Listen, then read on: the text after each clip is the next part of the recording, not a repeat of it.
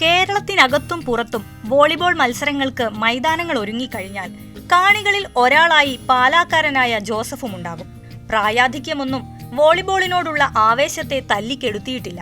ട്രെയിനിലും ബസ്സിലുമൊക്കെയായി മത്സരങ്ങൾ കാണാനുള്ള യാത്രയ്ക്ക് തെല്ലും മടുപ്പുമില്ല.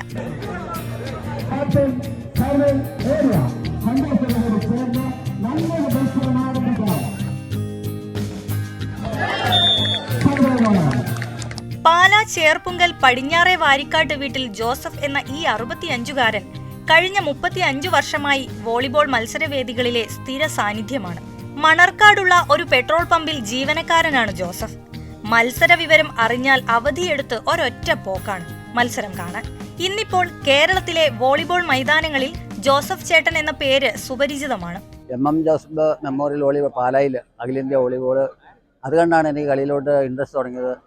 ജിമ്മി ജോർജിൻ്റെ കളി, ജിമ്മി ജോർജിൽ ബൽവന്തർ സിംഗ്, പിന്നെ അബ്ദുൾ റസാഖ്, ശ്രീധർ, അവരുടെ കളി കണ്ടാണ് എനിക്ക് കളിയിലോട്ട് ആവേശം തോന്നിയത്.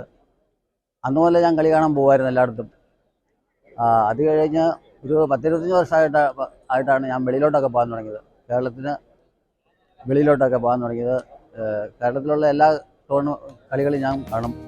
ചെറുപ്പത്തിൽ വോളിബോൾ കളിക്കുമായിരുന്നു. അവിടെ തുടങ്ങുകയാണ് വോളിയുമായുള്ള ജോസഫിന്റെ ബന്ധം. സമീപകാലത്തുള്ള മികച്ച ടീമിനെ പറ്റിയും മികച്ച കളിക്കാരെ പറ്റിയും നല്ല നിശ്ചയമാണ് ജോസഫ് ചേട്ടന്. പുകവലിയോ മദ്യപാനമോ ഇല്ല. ജോസഫ് ചേട്ടന് വോളിബോൾ ആണ് ലഹരി.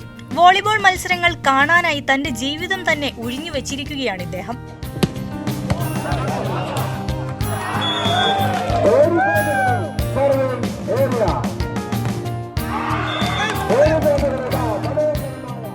ജിമ്മി ജോർജിന്റെ കടുത്ത ആരാധകനാണ് ജോസഫ്. 2 തവണ പ്രിയ താരത്തെ നേരിൽ കാണാനുള്ള ഭാഗ്യവും ലഭിച്ചു.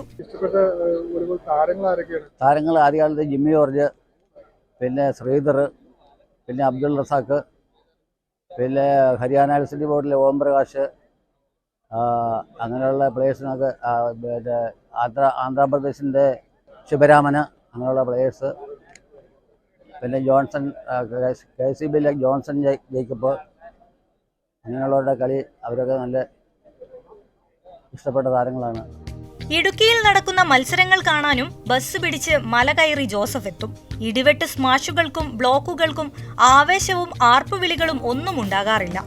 നിശബ്ദനായി സസൂക്ഷ്മം മത്സരങ്ങൾ നിരീക്ഷിച്ച് ആസ്വദിക്കുകയാണ് ഈ പാലാക്കാരൻ. ETV ഭാരത്, ഇടുക്കി.